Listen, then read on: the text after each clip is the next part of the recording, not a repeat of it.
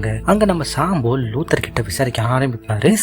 இங்கிரிட சுட்டதுல இருந்து ஆரம்பிச்சு எல்லாத்தையுமே கேட்பாரு. ஆனா லூத்தர் அவனுடைய வக்கீல பக்கத்துல வச்சுட்டு எந்த விதமான பதிலுமே சொல்ல மாட்டான். அவனோட பாசான ரோக்கோ பத்தியும் கேட்பாரு, அதுக்கும் பதில் சொல்ல மாட்டான்.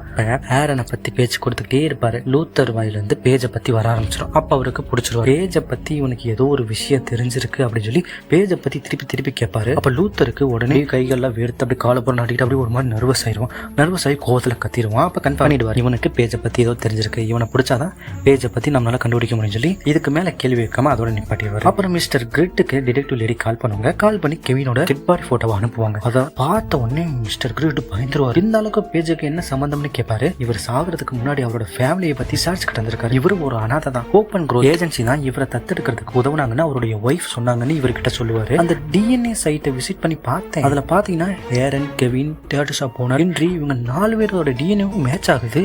இவங்க எல்லாரும் பிரதர்ஸ்னு அப்படின்னு சொல்லுவாங்க. ஆனா இவங்கள 3 பேர் இறந்துட்டாங்க. ஹென்ரியை மட்டும் காணணும் கூட சொல்லுவாங்க. கொலகாரனும் கொலகாரியே இவங்க பிரதரை நினைச்சு கொண்டாங்களா இல்ல தெரியாம கொண்டாங்களா? ஆனா அந்த மொட்டை தலையா இருக்கான் பாத்தீங்களா, அவனுக்கு நல்லா தெரியும் நினைக்கிறேன். கரெக்டா அவங்க 4 பேர்த்தையும் குறிப்பாத்த கொலை சொல்லியிருக்கான் பாத்தீங்களா. இது மட்டும் இல்லாம இன்னும் ஏகப்பட்ட பேரை கொலை சொல்லியிருக்காங்க. ஒருவேளை அவங்களும் பிரதர்ஸா இருப்பாங்களோ. ஆனா இவங்களுக்கும் பேஜுக்கு என்ன சம்பந்தம்? இவங்கள போலவே பேஜும் அவங்கள குடும்பத்தை சேர்ந்தா அப்படி பார்த்தா பேஜும் ஆரன் அண்ணன் தங்கையை சேர்ந்தா தானே இருப்பாங்க. முழுசா தெரிஞ்சாதாங்க எதுனாலும் தெரியும். அது வரைக்கும் குழப்பமாவே தான் இருக்கும். அப்புறம் அவங்க கூடிய சீக்கிரம் பேஜை கண்டுபிடிச்சிடலாம்னு சொல்லிட்டு போனை வச்சிருவாங்க. ஹாஸ்பிட்டல்ல மிஸ்டர் கிரேட் டயர்டா உட்காருவாரு. அப்ப அவர்கிட்ட சாமோ அனன்யாவும் நாங்க பேஜ் பேர்ல ஒரு ஃபேக் அக்கௌண்ட் கிரியேட் பண்ணி ப்ரொஃபஸருக்கு மெயில் பண்ணோம். அவரு பதிலுக்கு மெயில் பண்ணாரு. அவருடைய லொகேஷன் எங்க இருக்குன்னு சொல்லி ஸ்டோரி போட்டிருக்காரு அப்படின்னு சொல்லுவாங்க.